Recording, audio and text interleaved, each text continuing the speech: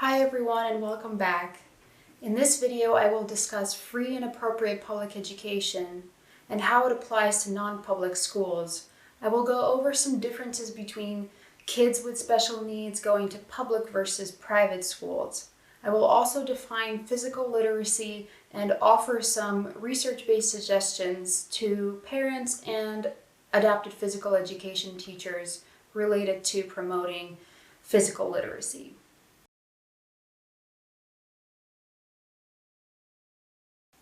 FAPE stands for Free Appropriate Public Education.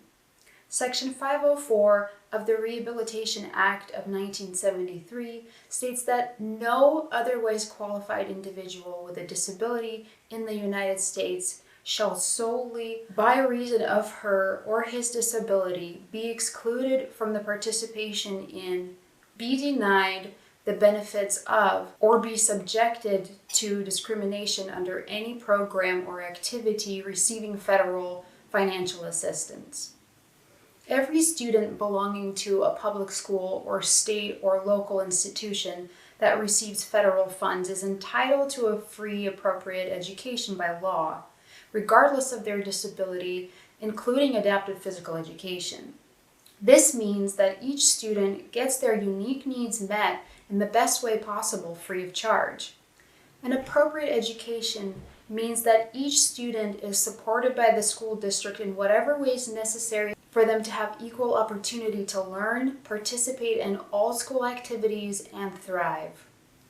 I have gone into detail about individualized education programs, responsibilities of the schools, and their staff in other videos which I will link here. If for whatever reason a public institution can't provide the necessary support to your child, or the IEP, while maybe satisfactory, is still not helping your child make the necessary progress, you can choose to move them to a specialized private school. This is called a unilateral placement. However, in order for the school district to continue paying for your child's services, you must let them know of your decision at least 10 days in advance, preferably in writing or at an IEP meeting. If the public school does not receive notice of your desire to make this move, they may not be responsible for the cost associated with this unilateral placement.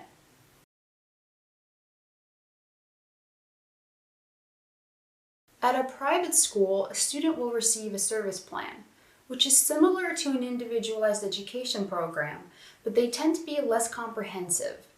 This means that your child may not receive the same services they would get at a public school.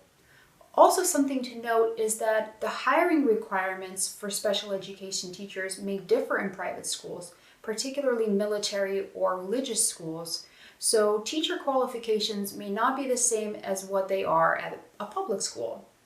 Since the Individuals with Disabilities Education Act seeks to enable all students with disabilities to get the best education possible, private schools are required to spend a proportionate amount of IDEA funds to accommodate students with disabilities, but these schools decide how said funds are allocated.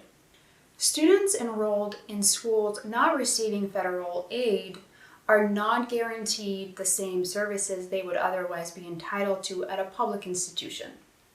Here is the equation used to determine the IDEA portion of funds.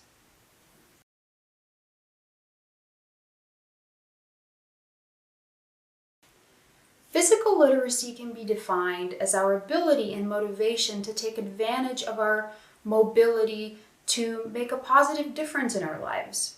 According to Whitehead, an individual with good physical literacy moves with poise, economy, and confidence in a variety of physically challenging situations and is able to plan their movements with intelligence and imagination according to environmental cues. This person will also have the ability to identify essential factors which influence the effectiveness of their own movement performance, such as exercise, sleep, and nutrition. As physical educators, we strive to improve physical literacy of all our students, regardless of the presence of a disability, in order to facilitate good health habits physical fitness and independence, and of course enjoyment when it comes to movement in general. Especially for those individuals with disabilities that limit the ways in which they can interact with their environment, it is essential that as educators we offer tools, creative options, and opportunities to such students to be physically active.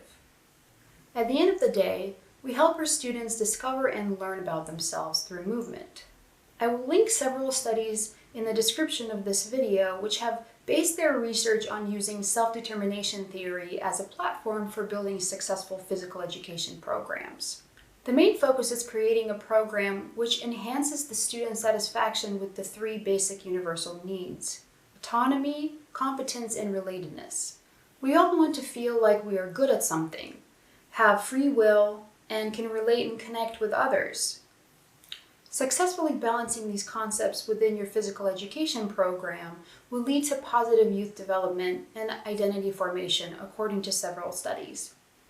Here's a list of some research-based ideas to incorporate into your PE programs that may help you motivate your students. Parents, you can also use these at home to promote the development of positive habits. Focus the program on inclusion and empowerment by providing opportunities for students to contribute to program planning, their groups, or the tasks at hand.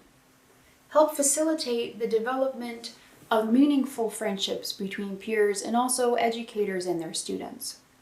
Try to maintain a supportive and flexible coaching approach, and provide students with plenty of activities that encourage social engagement and collaboration in a non-competitive way. We have come to the end of this video. I sincerely hope that the information discussed here is helpful to you. If you have any comments or questions, I welcome you to leave them below. See you next time, and thank you for watching.